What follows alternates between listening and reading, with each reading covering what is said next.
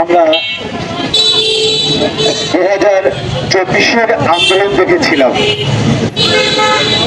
সেই আন্দোলনে কিন্তু একটি বিষয় উঠে আসছিল, সেটি হলো রাষ্ট্র কাঠামো মেরামত।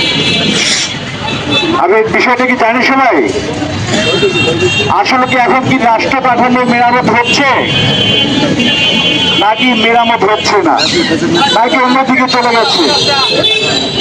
আসলে সাংবাদিক গণমাধ্যম কর্মী, সেখানে গণমাধ্যম কর্মীদের সকল কাজে প্রত্যেকটি রাষ্ট্রীয় সংস্থাগুলোকে সহযোগিতা করা দরকার ছিল, কিন্তু তারা কি সেটা করছে?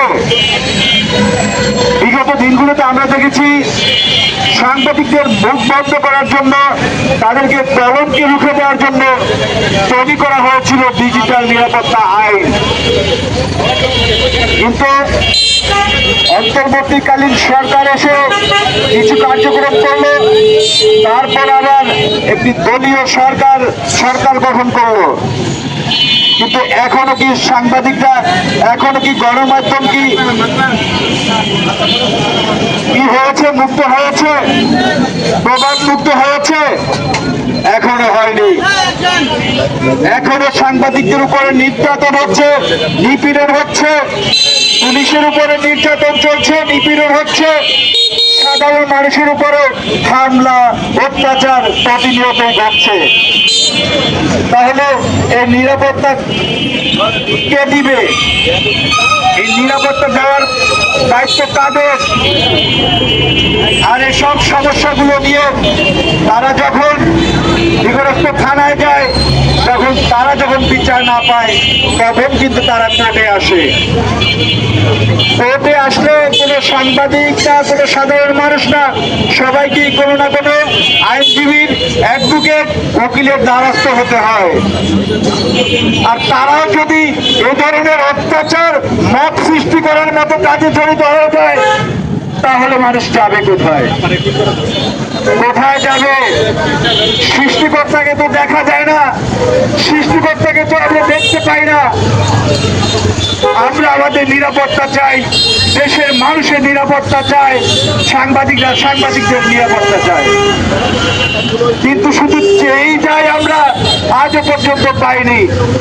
বাংলাদেশ তৈরি হওয়ার পর থেকে আজও পর্যন্ত কোন সাংবাদিকদের কোন নীতিমালা, সাংবাদিকদের নিরাপত্তা, সাংবাদিকদের আইন প্রণয়ন, কোন ব্যবস্থা, সাংবাদিকদের কোন দাবি আজও পর্যন্ত সফল হয়নি।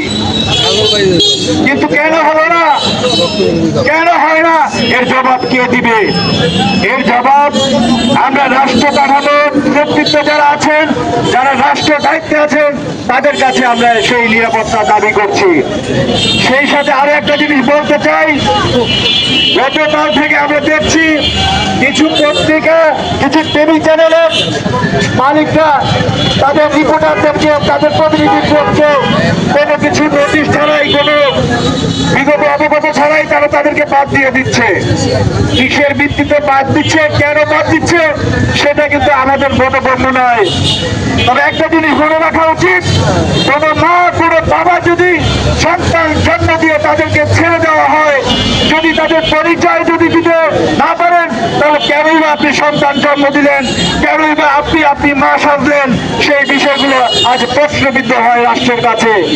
আমরা চাই ভবিষ্যতে যারা আছেন সেই বিষয়গুলো বিবেচনা করবেন, আর যাতে কোনো সাংবাদিককে হুটহাট করে তার কর্মস্থান থেকে বাদ দেওয়া না হয়, সেই বিষয়গুলো রাষ্ট্রের সর্বোচ্চ সমস্ত লোককে দেখার আহ্বান জানাচ্ছি, এবং প্রত্যেকটা পত্রিকা এবং টেলিভিশন মালিকের প্রতি আহ্বান জানাচ্ছি, কোনো সাংবাদিককে, কোনো কর্মীকে খুব সহজে বাদ দেওয়ার আগে তার বিষয়টিকে আগে যাচাই বাছাই করে আপনারা ব্যবস্থা নেবেন।